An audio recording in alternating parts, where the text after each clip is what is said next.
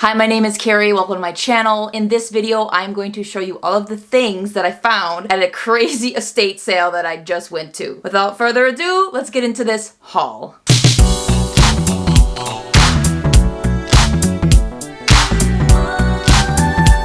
So before I get into this haul, let me tell you, this estate sale was crazy. In this video, I'm going to show you all the things that I got. And then if you don't follow me on Instagram, please follow me on Instagram. The links will be in the description. I will be making a reel on all of the vintage clothes that this person had. I snatched up as much as I could and gave it a forever home. Let's start with the items, shall we? So the first thing I got was this little gasoline or kerosene for a decoration. You could do so much with this.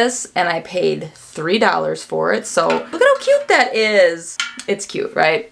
The next thing that I got, which is kind of funny because one of the other estate sales that I went to had this exact same thing. And it is this little bicycle plate. Back in the day, I don't know if you had to register your bicycles, but it was it was a thing to take these little numbers and put them on the back of your bike. I'm assuming the number, it has to do with like if somebody were to steal your bike, then you have a number. I'm not sure, but I had found one, a white cream one at a different estate sale, and then I found this one at another estate sale, and it's two different cities. So I was like, okay, we have to get this one. So I got this one, and I think I paid $1 for this. The next thing that I found is this beautiful bowl. This obviously is nice china, and this was the only thing that they had with this bowl. There wasn't anything else near it. There wasn't like a teacup or cups or anything, but I just thought it was so pretty, that blue. Ugh. And it's this beautiful little bowl. It's got flowers on it. So I'm going to actually put it in this room because I'm going to be making this room like a blue color. And since there's blue in this bowl, I thought this would be cute to have just sitting on the end table here, put your trinkets in it or whatever. And this was only $3. So it's so cute, right? So the next two things aren't anything crazy, but they're still cool. First is a thimble.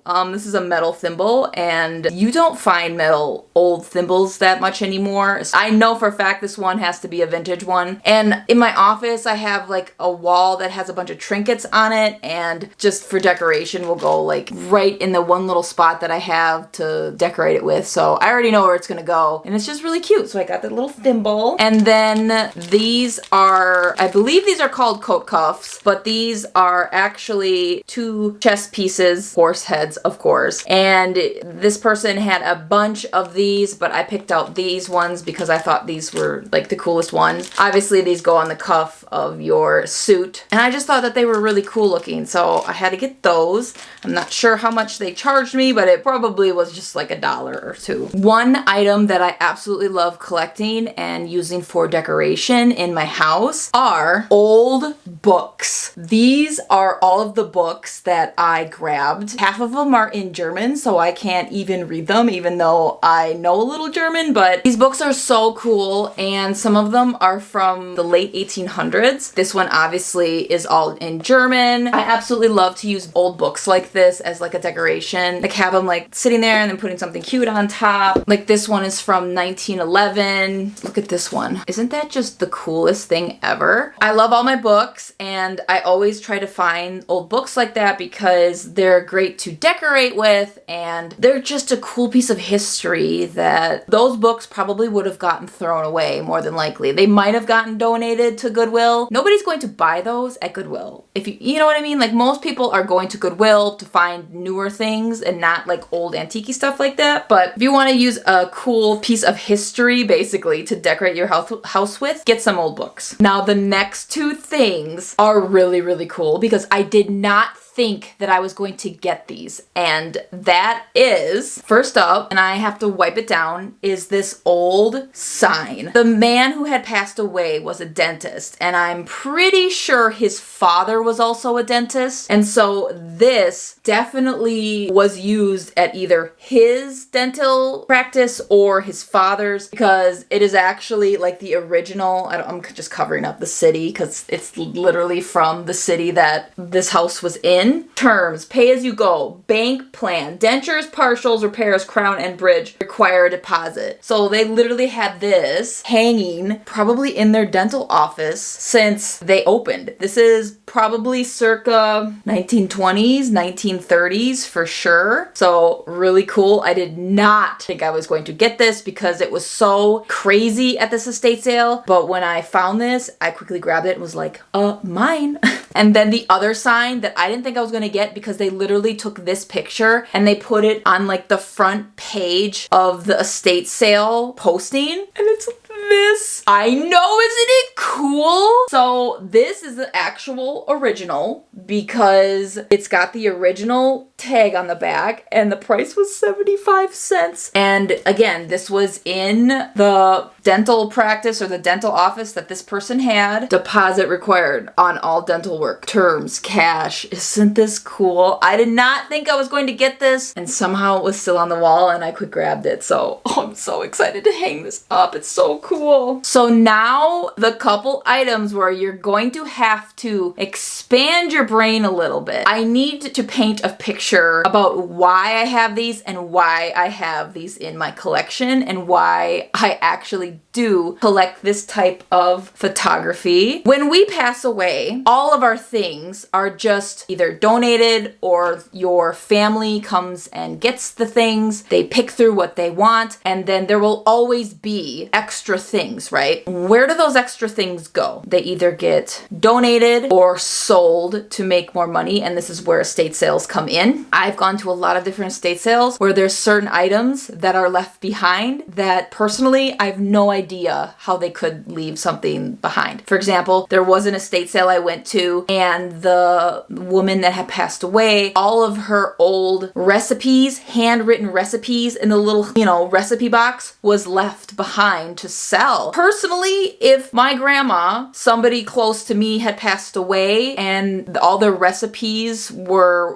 one of the items that nobody wanted, like I wouldn't leave that. I wouldn't leave really personable things behind. I've seen birth certificates. I've seen baptism certificates. I've seen people's diplomas left behind. And you're probably thinking like, more than likely maybe that family didn't have kids or maybe all their kids passed away so they couldn't get that stuff. But then you look on the wall and they'll have like their family tree and there's like children that are not that old that could take all this stuff but they just don't take it. So it's just extremely odd to me that there are certain items that get left behind, and these are the items that I just can't part with because I'm a very empathetic person, and anytime I go into an estate sale I get extremely empathetic. Not only am I thinking about the items that I would love to have, but I'm thinking about the family or the people that had lived in that house and made that house their home and all of their things. I just try to be as respectful as I possibly can anytime I go into an estate sale because, not to sound weird, but sometimes you just feel things when you go into an estate sale, if you know what I mean. One of the big ticketed items that gets left behind are your pictures. Obviously, we now live in a digital age where all of our pictures are on our phones and they're just on the internet, like we post them on Instagram or our personal Facebooks or whatever. But back in the day, that was not the case. A lot of times, the family's pictures from like the 1800s, 1900s, and up get left behind. And I can't leave them behind. The next couple of items are pictures. Old pictures of people that have passed on that I don't personally know. My heart is there because these once were people. Like these people once were alive and they had problems and they had victories and they had complicated lives just like we all do. They are no different than us. Yes, technology and things have evolved and obviously even the camera and pictures have evolved, but the human experience, no matter what decade you are born in, is always the same. We all still have the same emotions. When I see these pictures, a little part of me feels really, really bad, and I have to take them home. I have quite a collection, but these are the ones that I got at this place. This first picture, here it is. It is their wedding photo, and what's beautiful about this one is the bride, and I don't know if you can see it because I can't see it. The bride is actually literally kind of smiling and smirking. And I have a background in photography. Back in this time period, you would not usually smile or smirk because a lot of people think it's because, oh, everyone was so serious back then, but it really wasn't. It was because be sitting in a chair for a long time, because back then when somebody took your picture, the exposure when they took the picture, you had to sit there for an awkward amount of minutes for it to take the full picture. Usually when you're sitting there for a certain amount of minutes, you wouldn't smile because you're sitting there and you're like, oh my God, I just want to get this done. Like imagine like smiling for like, we'll just say a solid 5 minutes. That would be very difficult. And so that's why people didn't smile. It wasn't because they didn't laugh or joke around or have any emotions because it was so like hard back then. It literally was just because they had to sit for a long amount of time to get the picture taken.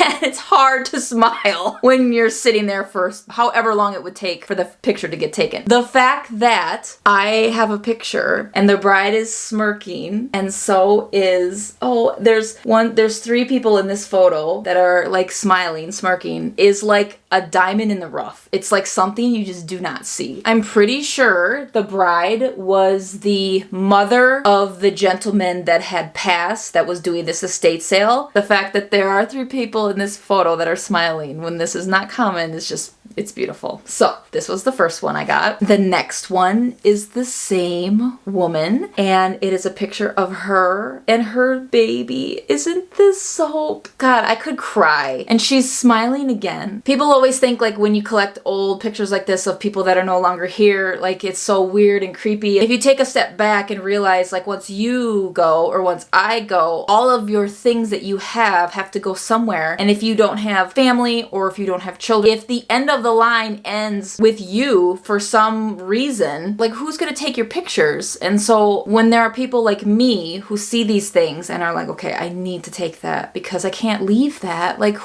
you can't leave this. So again, very, very cool. The next one I have is actually this one. Very beautiful woman and it says love Mary on the bottom here. I do not know if this is the same woman in that picture, but I don't think it would be because this looks like 1930s, 1940s, and obviously that wedding picture is like way older than that. So this may have been the man that had passed away, his sister, or maybe his aunt. I don't know, but she's got her little brooch. It's so cute. Okay, so that was that one. The next one I have is another picture and it's of this little boy. Look at him. It's hard to see because it is a reflective glare on this photo. Look at how beautiful he is. Like, look at him.